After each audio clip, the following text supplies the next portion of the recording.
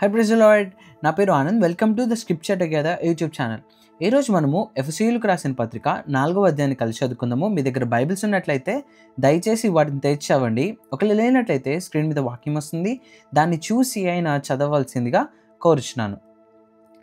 కాబట్టి మీరు సమాధానమును బంధము చేత ఆత్మ కలిగించు ఐక్యమును కాపాడుకొనుటయందు శ్రద్ధ కలిగిన వారై ప్రేమతో ఒకరినొకడు సహించుచు మీరు పిలువబడిన పిలుపునకు తగినట్లుగా దీర్ఘశాంతముతో కూడిన సంపూర్ణ వినయముతోనూ సాత్వికముతోనూ నడుచుకొనవలెనని ప్రభువును బట్టి ఖైదీనైన నేను మిమ్మును బతిమాలుకొనుచున్నాను.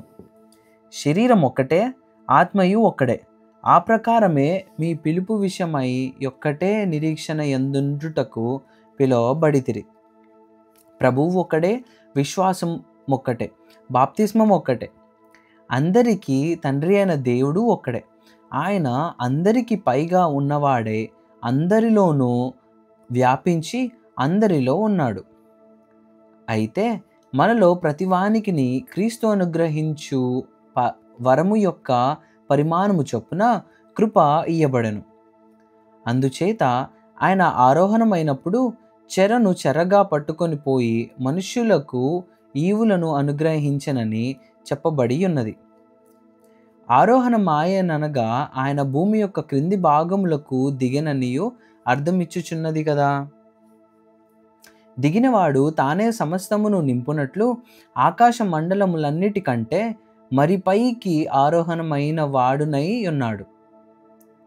మనమందరము విశ్వాస విషయములోను దేవుని కుమారుని గూర్చిన జ్ఞాన విషయంలోనూ ఏకత్వము పొంది సంపూర్ణ పురుషుల మగు వరకు, అనగా క్రీస్తునకు కలిగిన సంపూర్ణతకు సమానమైన సంపూర్ణత కలవారం మగు వరకు ఆయన ఈలాగూ నియమించను. పరిశుద్ధులు సంపూర్ణులగునట్లు క్రీస్తు శరీరము క్షేమాభివృద్ధి చెందుటకును పరిచర్య ధర్మము జరుగుటకును ఆయన కొందరిని అపోస్తలులను గాను, కొందరిని ప్రవక్తలను గాను, కొందరిని సువార్తికులను గాను, కొందరిని కాపరులను గాను, ఉపదేశకులను గాను నియమించను. అందువలన మనమిక మీదట పసిపిల్లలమై ఉండి మనుష్యుల మాయోపాయముల చేత వంచనలతోనూ తప్పు మార్గమునకు లాగు కుయుక్తితోనూ గాలికి కొట్టుకొని పోవునట్లు కల్పింపబడిన ప్రతి ఉపదేశమునకు ఇటువట్టు కొట్టుకొని పోవచ్చు అలల చేత ఎగురగొట్టబడిన వారమైనట్లుండక ప్రేమ కలిగి సత్యము చెప్పుచు క్రీస్తు వలె ఉండుటకు మనం అన్ని విషయములలో ఎదుగుదుము. ఆయన శిరస్సు అయి ఉన్నాడు.